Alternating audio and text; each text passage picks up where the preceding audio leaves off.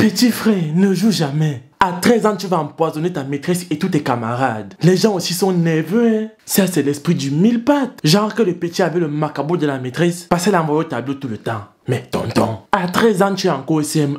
Là où tes égos, ils ont déjà le bac. Il y a un qui a eu le bac ici dernièrement à 14 ans. Mais toi, tu es là, poilu, barbu, têtu. Tu arraches les poings des enfants. Le doyen de la classe. Tu as même déjà repris 5 fois. La maîtresse, elle te connaît. Pour elle, tu es comme un frère. Elle te prenait comme un pote au point de t'envoyer acheter la nourriture pour elle chaque temps. Et tu veux pas qu'elle t'envoie au tableau comment? C'est toi même qui devait enseigner tes camarades. Mais un coup, tu commences à faire des conspirations pour tuer ta maîtresse. Je demande à un petit, ton cadeau de Noël c'était le fétiche. Genre tu prends la rate à chop d'ail. Quelque chose qu'on tue les rats, les souris, les cafards. En tout cas les petites bestioles nuisibles qui rôdent dans la maison. Tu pars frotter sur les bonbons pour les donner à ta maîtresse. Et puis à tes camarades. Donc toi tu vois les enfants de ton école comme les babadis quoi. Tu joues avec et puis quand ça ne vole plus, tu écrases. Mais football là aussi vraiment hein.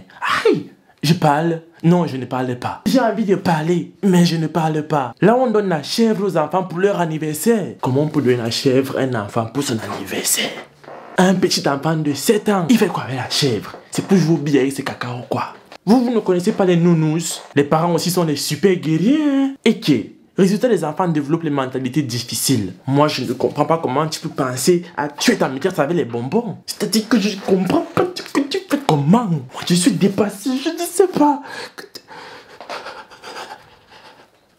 Tu fumes ça sans caleçon. Et moi, je me demande, la maîtresse, elle n'a pas ressenti un goût bizarre dans les bonbons là. Parce que, tu sais, la rate à chop ça sent mauvais. Et même, c'est quel genre de bonbons, on met la rate à ça change pas de couleur. Même le poison là est dosé. Hein. Le petit là, c'est-à-dire, il connaît son travail. La sorcellerie. Maintenant, il faut tirer vous-même vos leçons de cette affaire. Les enfants là, peu importe ce qu'on te donne, tu ne prends pas. Tu ne manges pas.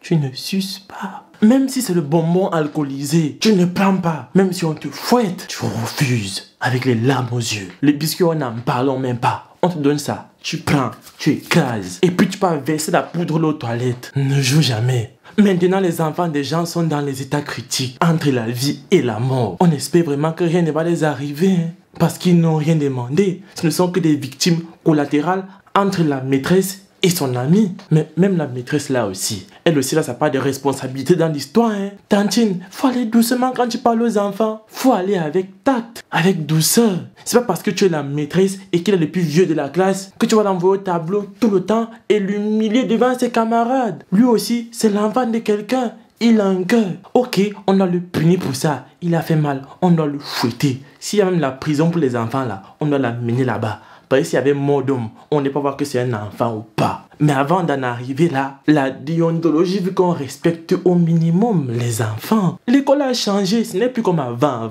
Même comme avant là, la chicotte nous faisait respecter les enseignants.